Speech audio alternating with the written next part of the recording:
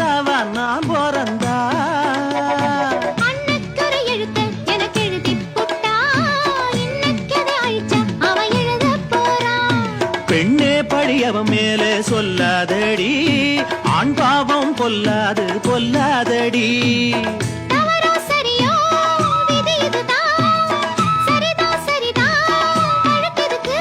இது ஆணுக்கும் பெண்ணுக்கும் எந்நாளும் உள்ள கதை குயிலே குயிலே